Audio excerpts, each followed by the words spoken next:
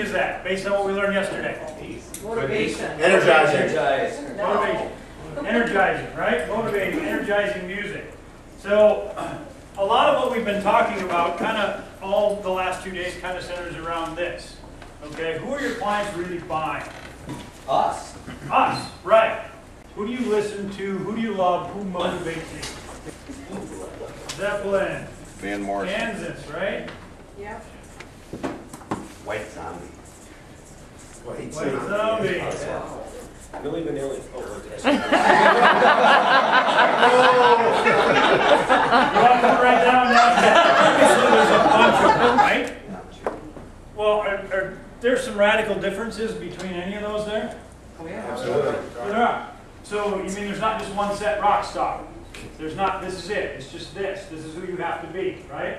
There's lots of different potential rock stars. They all have different qualities. They all sing different, slightly different types of music. They all play different instruments, right? Right.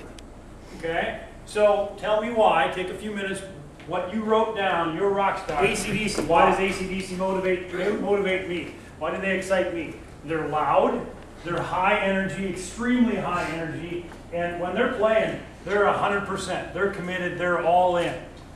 When they're on stage, they're all in, they're giving you everything they got. Your clients are buying you.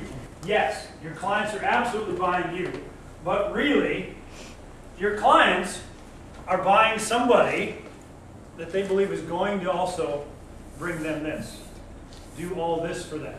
Do your clients need you to help them feel energized, Yes. to help them feel emotion, to help them get connected with their business, with their environment?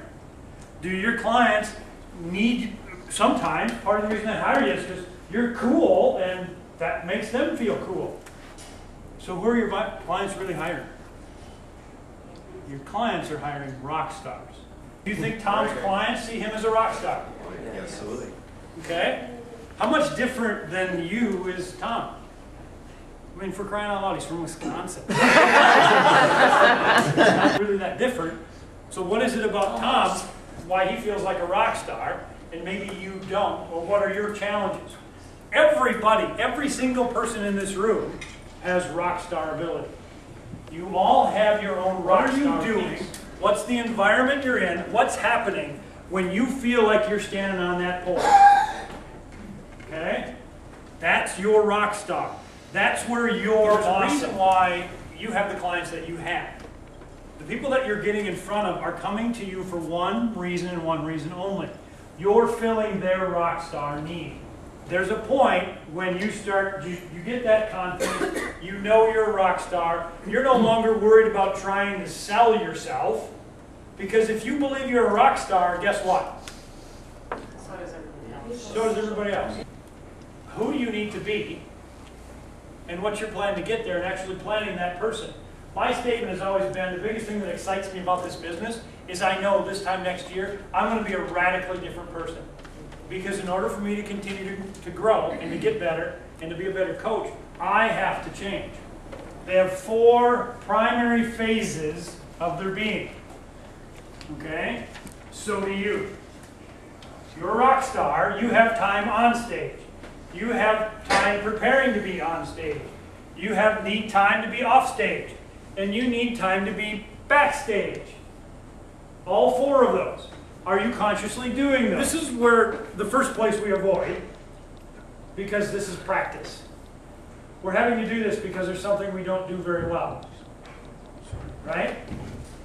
So how much time do you spend preparing to be on stage? Think about the one thing every day, every week that you avoid doing. Guess what that one thing is? Exactly what you need to do. Correct. And when somebody tells you you're a rock star, what do you think? I justify it away with reasons why I'm not. Why I'm not a rock star.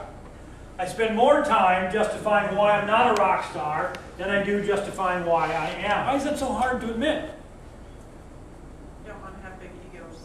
Don't have big egos. It's not about us, but to some degree, it is, in that your clients are buying you, and in order for you to properly service your clients, you have to believe you are a rock star. But the story is, Bruce Doyle, this was a few years ago, was going to a CCS, and normally he has a Porsche and he has an SUV.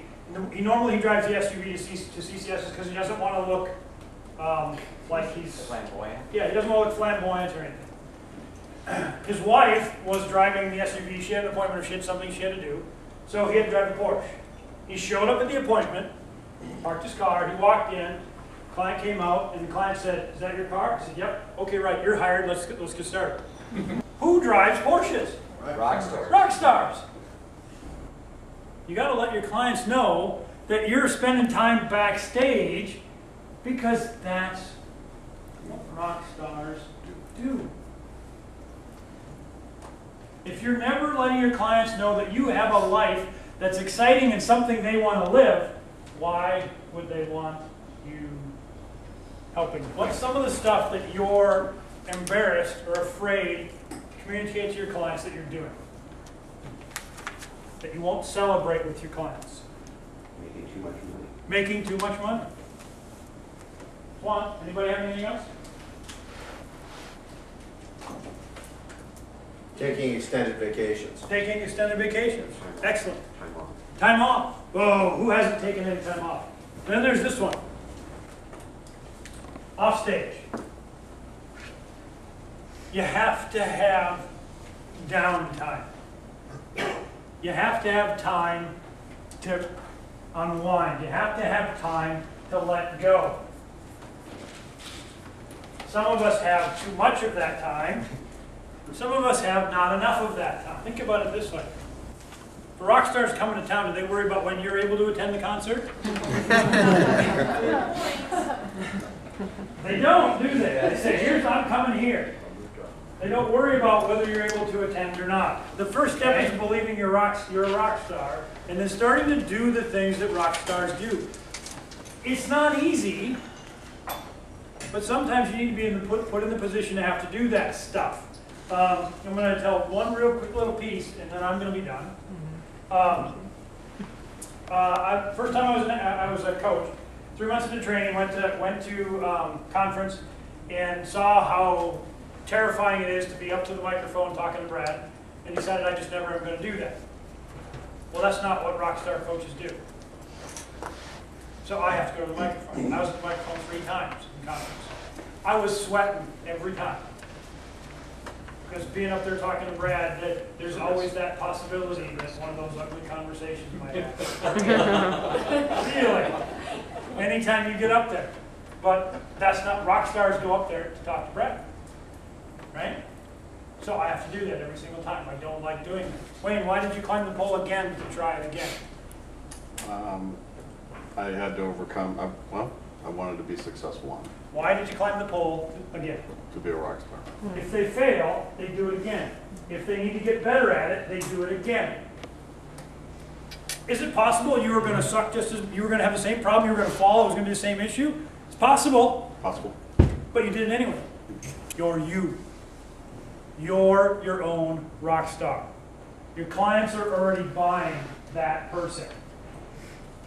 The reason more clients aren't buying that person is because you don't believe it enough yet. The more you believe you are a rock star, the more clients you will continue to get. The more people will want you to coach them.